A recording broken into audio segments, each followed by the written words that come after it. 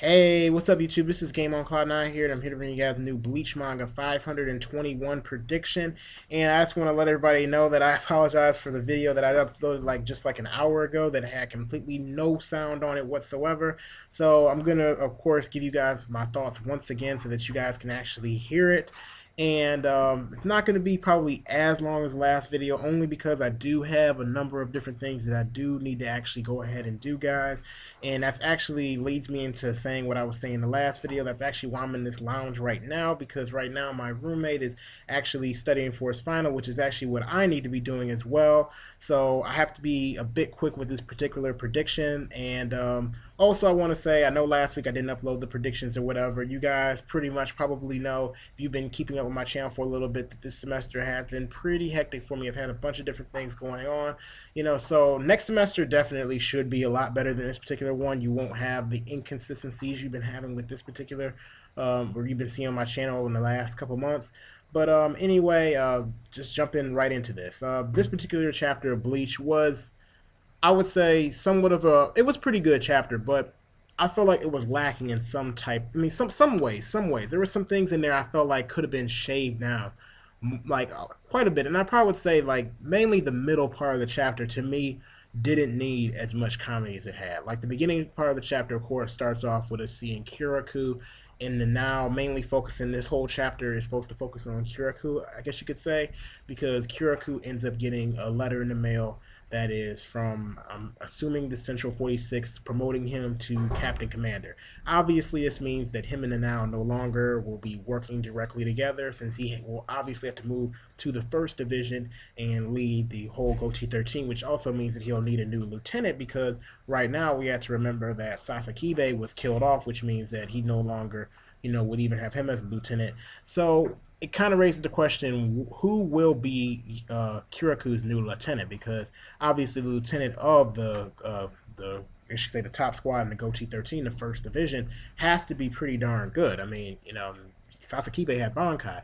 Although when I look back at Sasakibe, I mean, he never seemed that good looking at some of the other lieutenants, because Sasakibe, if anybody remembers back in the Soul Society arc, he got the little 1-2 from Ichigo. So I'm like, I don't know, what he was doing then, but I mean, pretty much, I think, I mean, I hope it's not just going to be a random Shinigami. At least that's what I'm hoping. But Kubo may end up going with that, seeing how they were naming some, but I think there's a good chance it may just end up being a random one. I mean, that's what I'm thinking. But, that's besides the point. The middle part of the chapter did have a little bit of important information, but again, I feel like it could have been shaved down, because we had some comedic moments, of course, with Ichigo and Tenjiro. We found out something that I thought was pretty cool about Tenjiro, which, of course, was Tenjiro.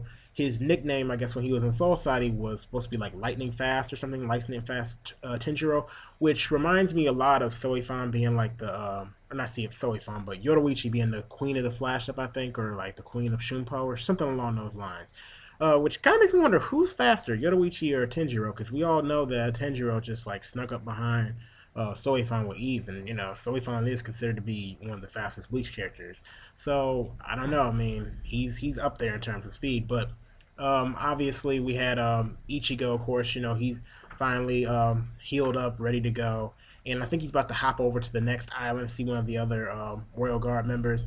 We saw a couple people walk up that are supposed to be, I guess, little underlings of Tenjiro. I don't know if they're Shinigami or not, because we all have to remember the Royal Guard doesn't have any like foot soldiers or anything of that sort, so they may just be townspeople or whatever. But actually, we found out that, I guess, that I guess you could say spring that Ichigo got in, really can actually have some pretty bad effects on people, because they had to put on these giant suits, or these super reishi suits, to just step in there.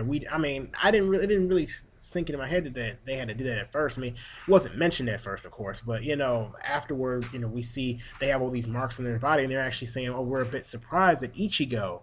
Was able to get in there, that it didn't affect him, nor did it affect Renji also, or I'm assuming Byakuya either. But it had no real bad effects on them. And, then Tenjiro goes on to talk about how Ichigo, I guess the Spirit King wants to see Ichigo, or, there's something to do with the Spirit King, I know, where, the Spirit King has some type of interest in Ichigo. So, I'm like, and also the fact that when Tenjiro tried to punch Ichigo that I guess he stated how Ichigo is one tough dude because pretty much he was able to take the blow and not only take the blow but reflect it back and hurt his own fist. And that's when, of course, we see him stick his own hand into the spring, and I guess he's trying to heal his hand or whatnot. And one thing I forgot to mention, Renji is finally up and ready to go. He's all healed up, which I'm not surprised because Renji didn't seem like he got hurt that bad. So I mean, maybe Rukia will wake up sometime soon and be ready to go too. So they're probably all about to hop over. At least Renji and Ichigo about to hop over to the next island, and probably investigate more. Spirit King probably on his way. Which I know last week I didn't mention my thoughts on the Spirit King. Love the appearance of the Spirit King so far. I mean, we haven't seen his full body or anything like that, but the character design looks pretty cool to me, and I'm really hyped up to see what he can do. Straight up looks like a transcendent being, and oh man, like I really want to see what he's got to say to Ichigo, what he's gonna do, what abilities he has. I mean, again, he's probably a transcendent being, probably the strongest character in Bleach. But back to the chapter. The ending of the chapter, the last half of the chapter, was probably the most important part of the chapter because we see Kiraku talking to the Central 46, and of course they're talking about the duties of the captain commander, and they're talking about his first duty as a captain commander, or I should say, he starts talking about his first duty as a captain commander, which basically he wants to teach Kenpachi Zaraki the art of killing. Now, when I saw that, I'm like, you're gonna try to teach Kenpachi how to kill? Like, isn't that what you need to learn how to do, Shui or Kiraku? Because I mean, Kenpachi Zaraki, when we all know he loves to fight, and we all know what he knows how to do. But apparently, I mean, it's probably some kind of secret technique. I mean, I don't know what kind of technique they're gonna teach him because Kenpachi's already been shown how to use kendo, so who knows what else at this point he's gonna end up learning. But of course, Kiraku that leads Kiraku to actually, tell the Central 46 he's going to start teaching them, and that he has to in order to basically be able to protect or keep for the Soul Society to be able to survive the next invasion from the Quincy's, because he said we won't survive another invasion if they come in. But Kenpachi learning this could really, I guess, have a big effect on it. And they're of course they were against it or whatnot because they're like, oh, Yamamoto tried to teach them and it didn't really work out too well or whatever. Or Yamamoto was scared of what Kenpachi would end up becoming or Zaraki would end up becoming. And I mean, I have a little theory. I used to think like literally like last week I was thinking that maybe Kenpachi will or Zaraki Kenpachi will wake up and actually end up being like having Bankai or at least know the name of Shikai. I do think there's a good chance he'll still wake up and have the name of Shikai unless he's already woken up.